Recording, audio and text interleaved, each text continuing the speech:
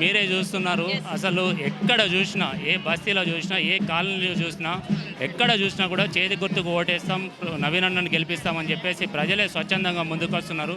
ఈరోజు మీరు చూసినట్లయితే గౌరవ ముఖ్యమంత్రి వస్తున్నారు. గౌరవ ముఖ్యమంత్రి వర్యులు రేవంత్ రెడ్డి మొట్టమొదటిసారిగా ఇక్కడి నుంచే అహ్మద్ నగర్ నుంచే ముఖ్యమంత్రి రేవంత్ రెడ్డి గారు ప్రచారం సాగించబోతున్నారు కదా, ఈ ఏరియా కార్పొరేటర్గా ఉన్నారు, మీరు ఎలా ఫీల్ అవుతున్నారు? చాలా సంతోషంగా ఉందమ్మా. ఎందుకంటే గౌరవ ముఖ్యమంత్రి గారు అంటే ఒక విశ్వాసం ఉంది, ఒక నమ్మకం ఉంది. ఆ సంక్షేమ పథకాలు కావచ్చు, అభివృద్ధి పథకాలు కావచ్చు, ఎంత అప్పుల తెలంగాణను చేసినప్పటికీ కూడా 8 లక్షల కోట్ల అప్పుల ఉబిలో దించినప్పటికీ కూడా గౌరవ ముఖ్యమంత్రి గారికి ఎప్పుడు అంటే ప్రజలకు ఒక అత్యంత విశ్వాసం ఉంది కాబట్టి ఇంతమంది పబ్లిక్ మహిళలు కావచ్చు, అదేవిధంగా యువకులు కావచ్చు పెద్ద ఎత్తున తరలి వస్తున్నారు.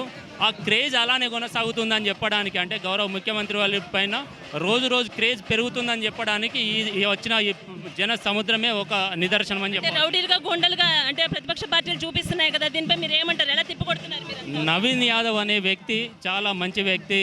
అతను అధికారంలో ఉన్నా లేకున్నా, ఒక పదవి ఉన్నా లేకున్నా అనునిత్యం జనాల మధ్య గడిపినటువంటి వ్యక్తి. గత 10-15 సంవత్సరాల కాలంగా అతని ఒక్కసారి కూడా ప్రోటోకాల్ లేపుకున్నా కూడా, ఒక్కసారి కూడా ఒక పదవి లేకున్నా కూడా, ఏ పార్టీ అతనికి పదవి ఇవ్వకున్నా కూడా అతను ప్రజల మధ్యలోనే గడిపాడు, ప్రజల మధ్యలో ఉన్నాడు, ప్రజల కోసమే పోరాడుతున్నాడు తప్ప అది ప్రతిపక్షాలు చేసే ప్రతిపక్షాలు చేసే దుష్ప్రచారంగా భావిస్తున్నాను తప్ప నవీన్ యాదవ్కు అలాంటి వ్యక్తి కాదు. ఒకవేళ నిజంగానే అలాంటి వ్యక్తి అయితే 10 సంవత్సరాల వాళ్ళ పాలనే ఉంది. మరి నవీన్ యాదవ్ గారిని ఒక్కసారి అరెస్ట్ చేయలేదు, ఒక కేసు ఇది లేదు.